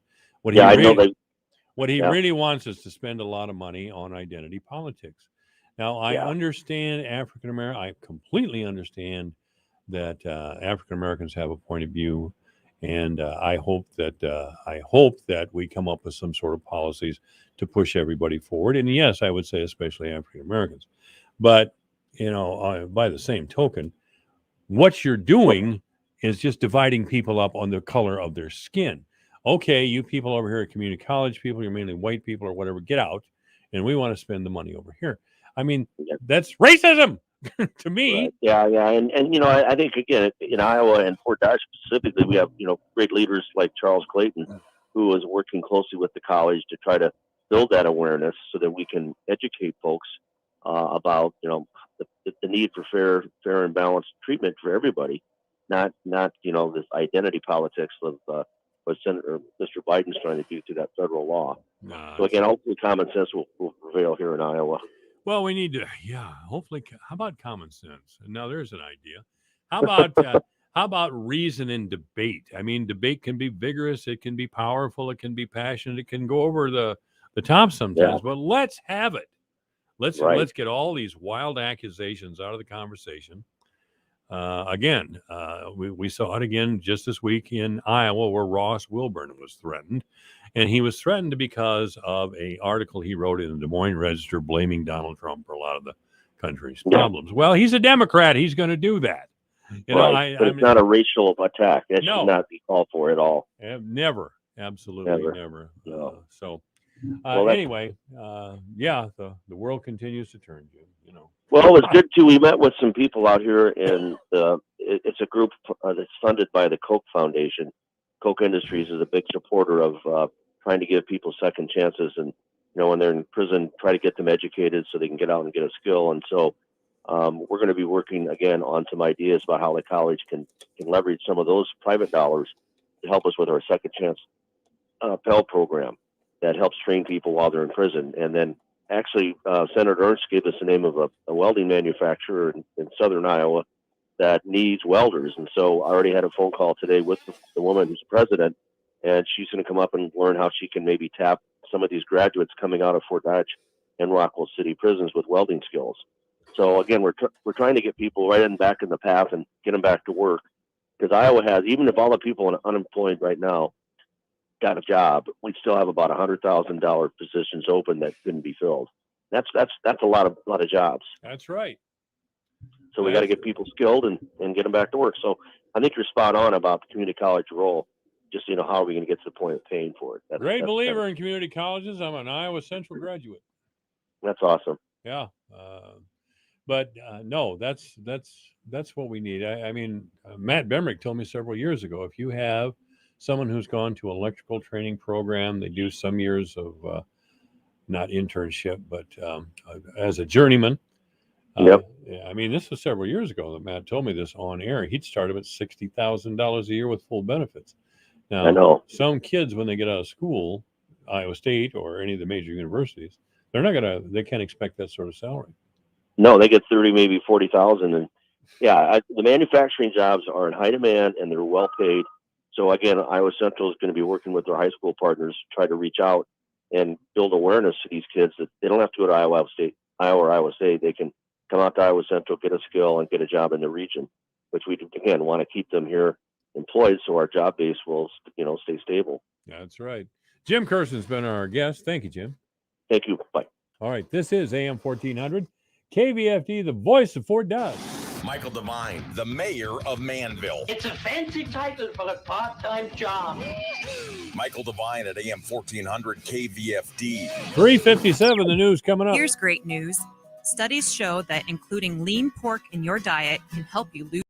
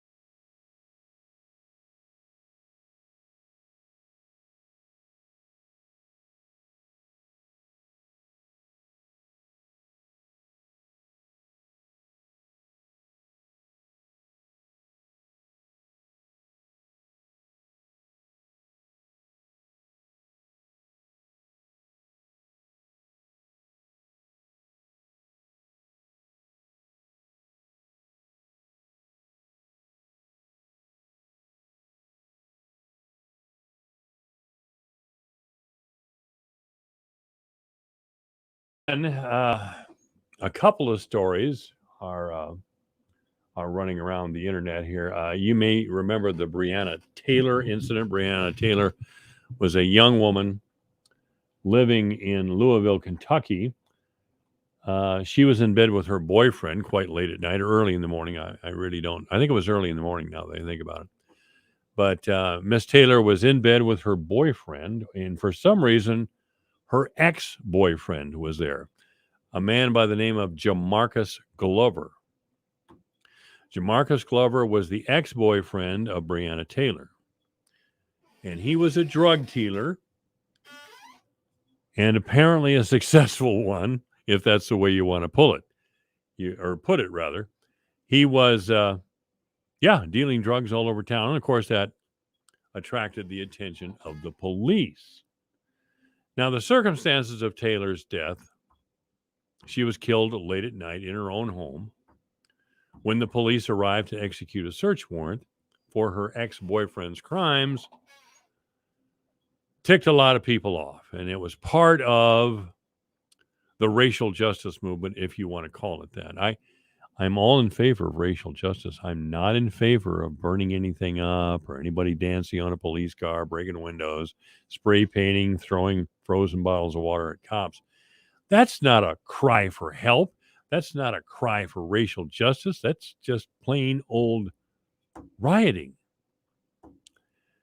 Anyway, lawyers, and I don't know why the deceit, well, I do too know why Breonna Taylor's family has a lawyer.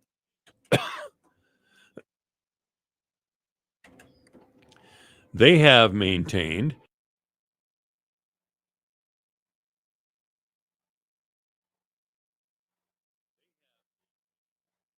I'm sorry. The farmers get out in the field like this and the air fills up with dust, sometimes that you can't see. It gets me pretty fast. Anyway, lawyers for the Taylor family, and I guess they're probably laying the groundwork for a lawsuit against the Louisville Metro Police Department. I think I heard rumors that Bernard Trump, who apparently is Black America's lawyer, was circling the area seeking justice. And what he's seeking is a high commission. He's like a lot of other lawyers. I mean, I love lawyers. I love Nevin. I love Janice Valentine. Yeah, Bernard Crump, Black America's attorney, has been cashing in big time over the last several years. In fact, he won't even tell us how much money that he's made from suing various cities, police departments, on and on and on and on. But anyway, the Taylor family believes that the tactics of the police, which include no-knock warrants and coordinated late-night raids to different places, were out of proportion with the crimes. Now, I agree with that, but those are still acceptable tactics that the police can take. I don't know if crashing through a door in the middle of the night, screaming police over a drug charge, is the way to go. If you would like to arrest these people, that's a great idea. They're a pest and they're a plague on our society. I'm talking drug dealers. However, maybe this is too much. The lawyer for the Taylor family, one of the lawyers by the name of Sam Aguiar, I believe, has told us again something, a common phrase that we hear from the left all the time. I won't say liberals, because liberals are fairly benign. I mean, they believe in free speech, equal treatment under the law, and all in the Bill of Rights and all the amendments. They're down with that. Leftists want to burn the country down and build it up again because it's hopeless. The country is hopelessly racist. Way too many white people in here. And certainly way too many white men up in here. Which is racist in itself, of course. And yes, even though you're a majority, you can be the victim of racism by the definition I just laid out and by the actions of leftists, radical leftists. Now, at the time of the raid, Jamarcus Glover, he's the ex-boyfriend, and apparently a fellow drug dealer by the name of Adrian Orlandis Walker, were wanted by the police. They were wanted by the police for suspected involvement in a drug dealing ring that operated out of vacant houses in Louisville. Jamarcus Glover and Breonna Taylor had dated off and on for several years, according to her family's lawyers, but had broken up by then.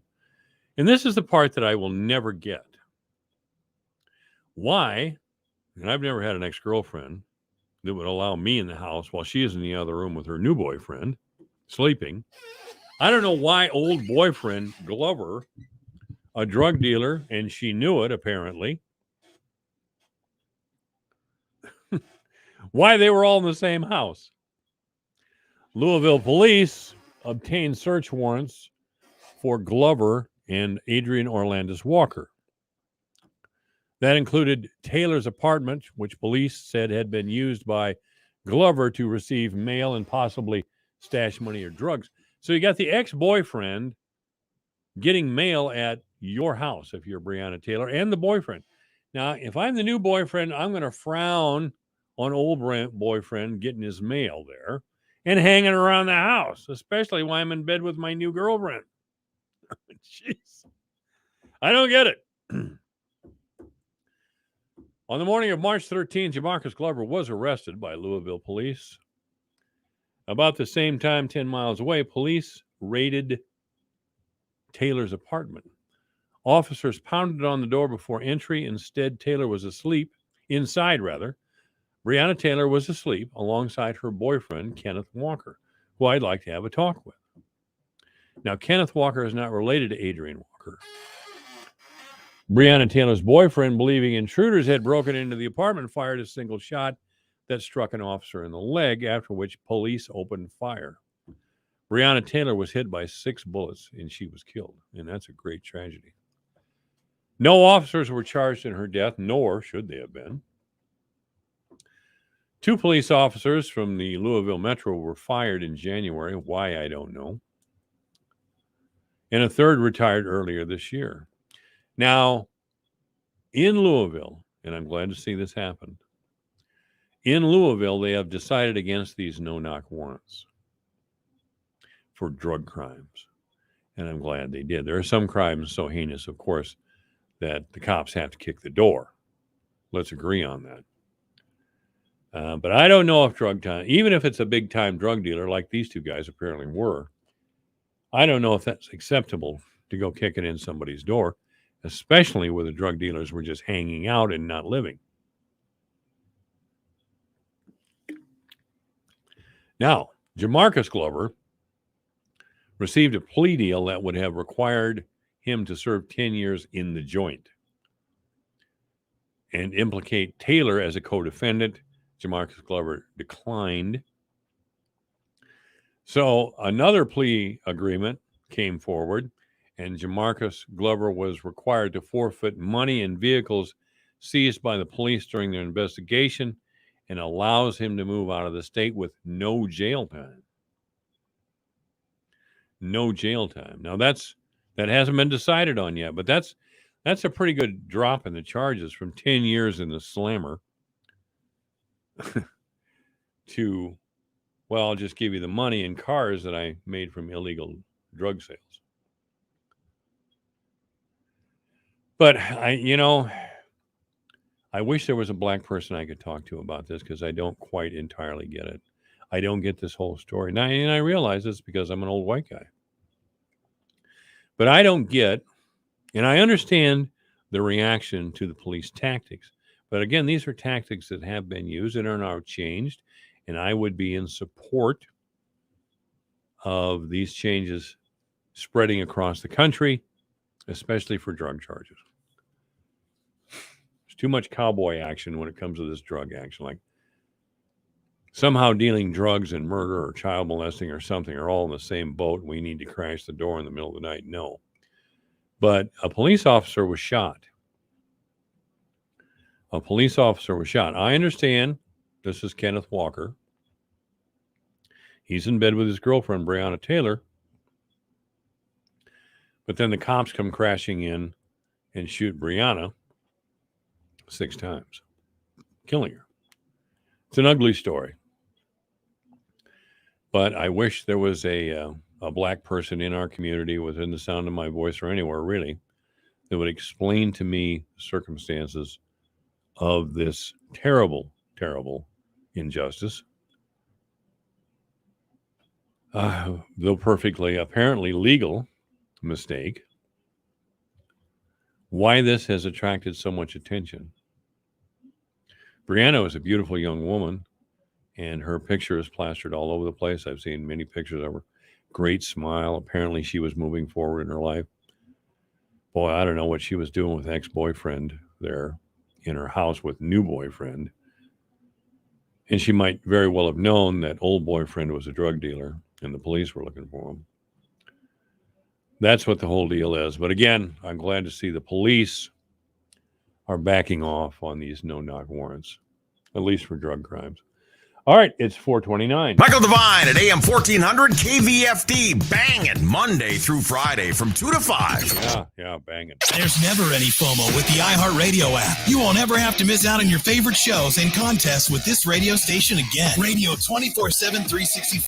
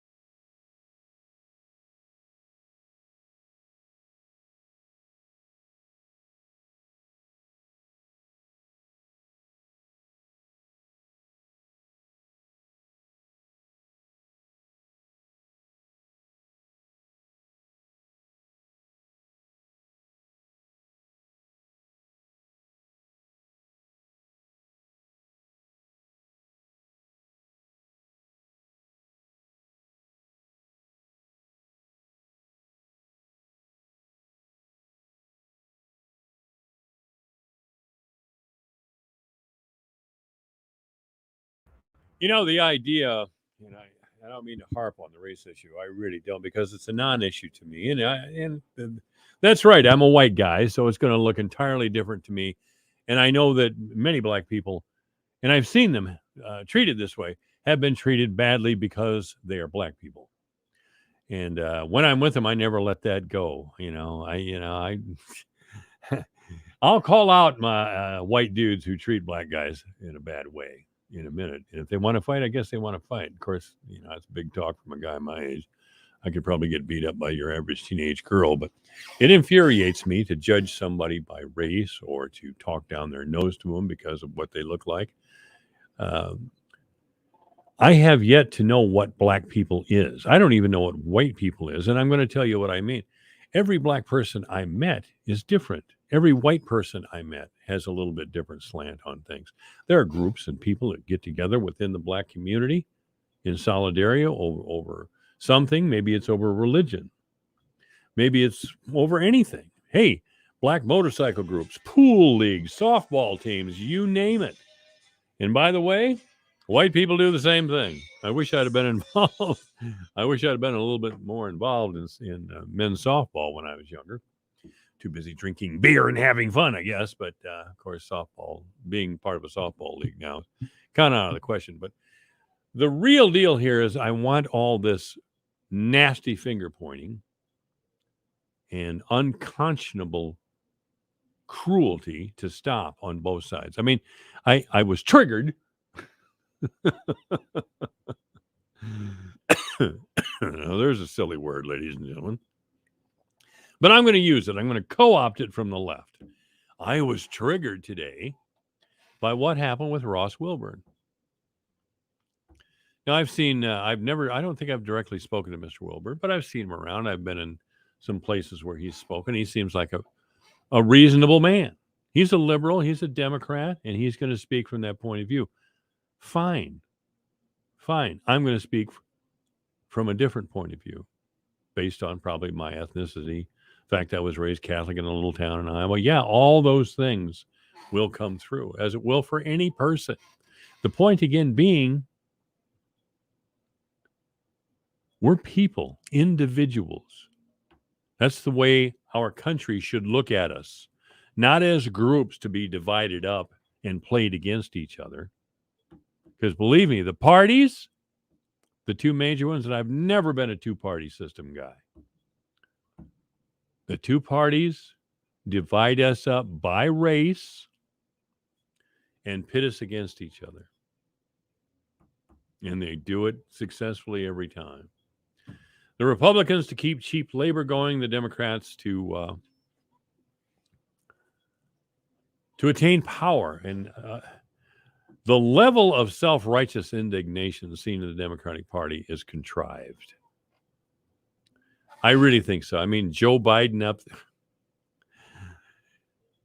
We're going to start investigating a little bit more into Joe Biden's background. I mean, if we can go back to 1973 and say Clint Eastwood said something sexist at the 73 Oscars, which is actually happening here this week, we can do that. We can go that far back with smoking Joe Biden.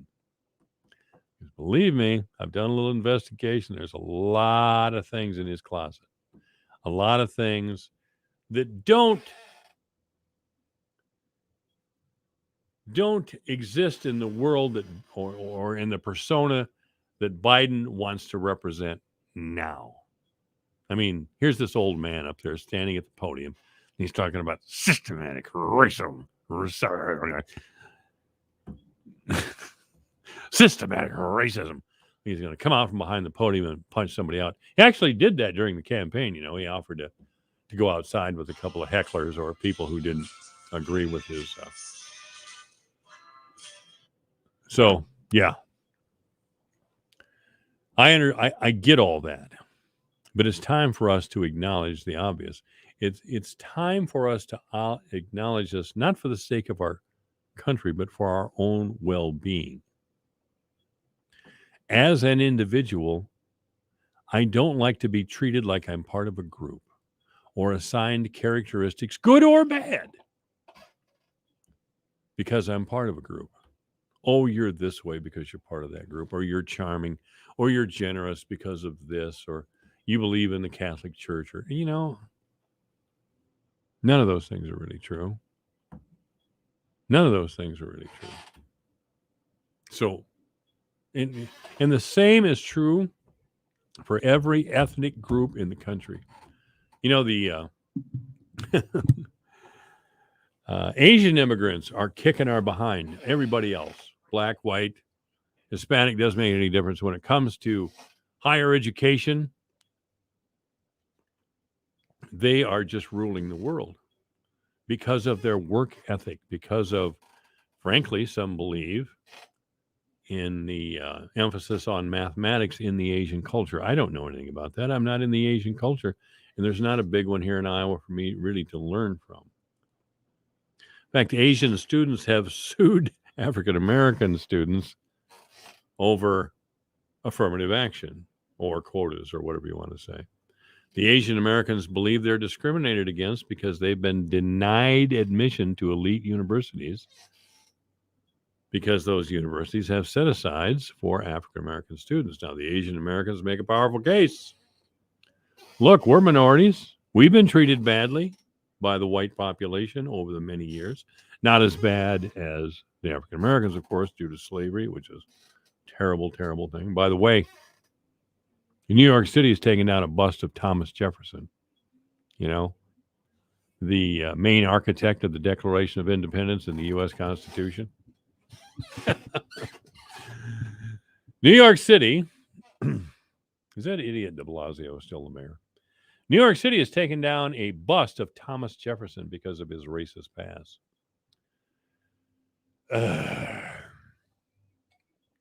I didn't think they could go back further than Clint Eastwood in 1973, but apparently we're going to the very late 18th century and punishing Thomas Jefferson by, if you're going to remove Thomas Jefferson, remove the Bill of Rights, not Bill of Rights, but remove the U.S. Constitution, because Thomas Jefferson, for the most part, wrote it. I know it's quite a thing to think that Thomas Jefferson wrote the splendid document that gave us freedom as a guide to stay a free people and kept slaves.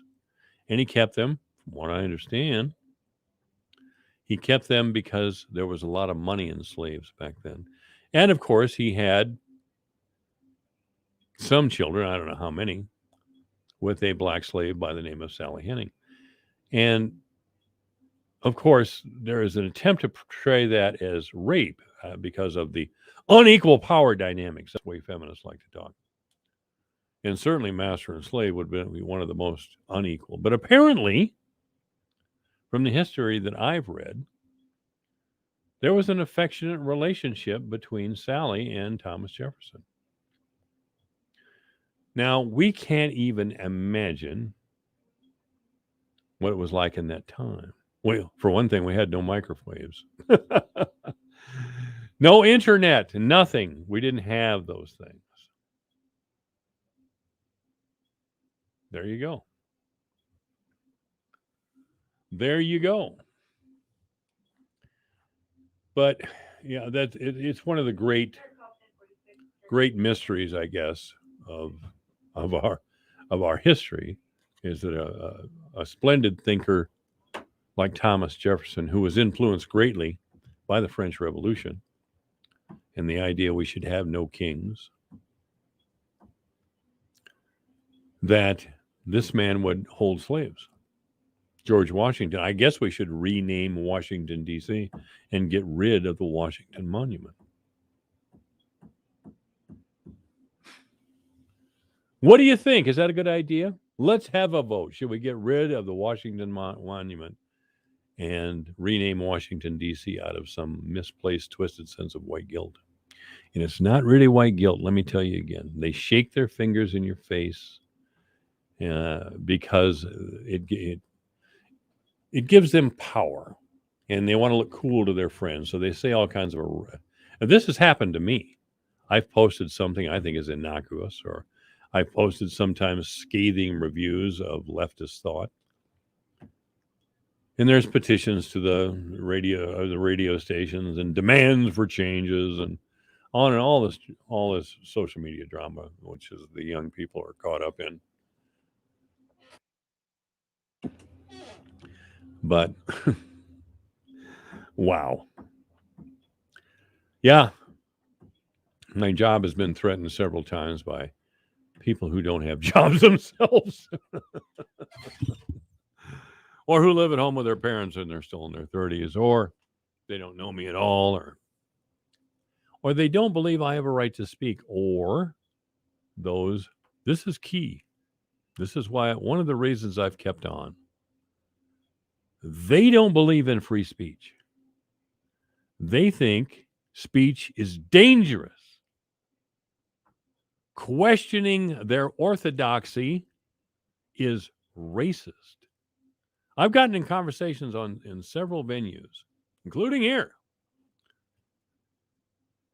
where traditional thinking was viewed as racist, transphobic. Netflix now is transphobic, I guess.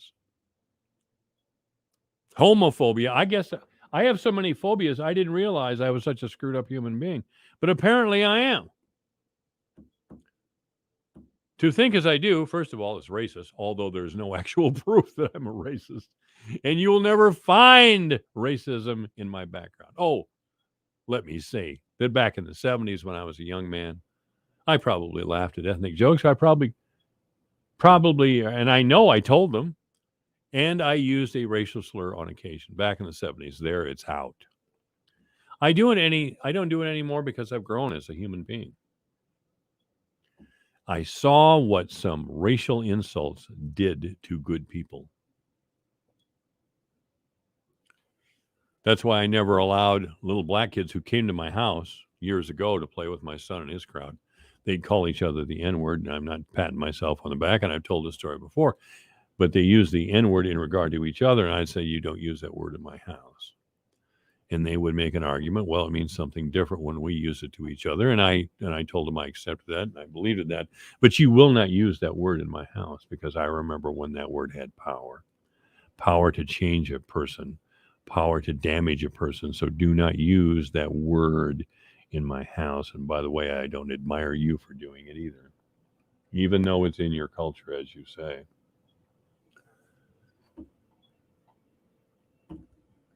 On this date in history, and some of you will remember this because I do. For some reason, I remember this. In 1966, the Aberfan mine disaster. The Aberfan mine disaster happened in Wales. It was awful. October 21st, 1966, 140,000 cubic yards of black Surrey came down a hill in the little town of Aberfan, and it destroyed everything it touched. It killed 144 people, most of them children sitting in their classrooms.